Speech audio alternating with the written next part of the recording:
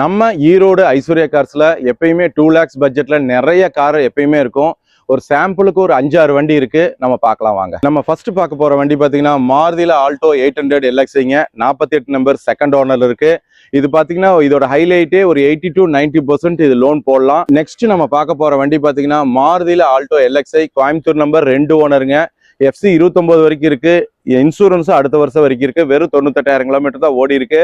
இது ஆல்டோ பழைய வண்டி டிமாண்டுங்க. நெக்ஸ்ட் நம்ம பார்க்க போற வண்டி பாத்தீங்கன்னா 2014 ஆல்டோ K10 1 லட்சம் கிலோமீட்டர் சம்திங் ஓடி இருக்கு. இது ஒரு 70% 80% இது லோன் பண்ணிக்கலாம். அடுத்தது நம்ம பார்க்க போற வண்டி பாத்தீங்கன்னா ஈரோடு நம்பர்ல ஃபேன்சி நம்பர்ல பழைய ஆல்டோ எப்பவுமே டிமாண்டுங்க. டேங்க் அண்டாஸோட இருக்கு.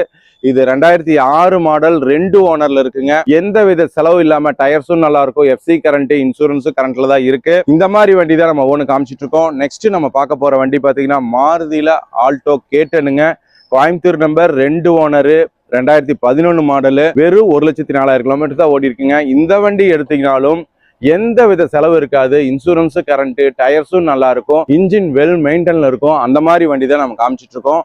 நெக்ஸ்ட் நம்ம பார்க்க போற வண்டி ரொம்ப ஹைலைட்டான வண்டி. ஏன் அப்படின்னு சொன்னீங்கன்னா வெறும் 46,000 கிலோமீட்டர் தான் ஓடி இருக்கு இந்த வண்டி. அது 2006 மாடல். இது வரைக்குமே சிங்கிள் ஓனர் தான் இருக்குங்க. இந்த கண்டிஷன்ல வண்டி கிடைக்காது. பழைய ஆல்டோ டிமாண்டா இருக்கு. இது Thanjavur number single owner 46,000 kilometre தான் ஓடி இருக்கு. இது FC 5 வருஷம் கரண்ட் இன்சூரன்ஸ் 1 இயர் கரண்ட்டுங்க. அந்த மாதிரி வண்டி தான். இந்த வண்டியை பத்தி அதர் டீடைல்ஸ் எல்லாம் கால் பண்ணுங்க, சேட் பண்ணுங்க.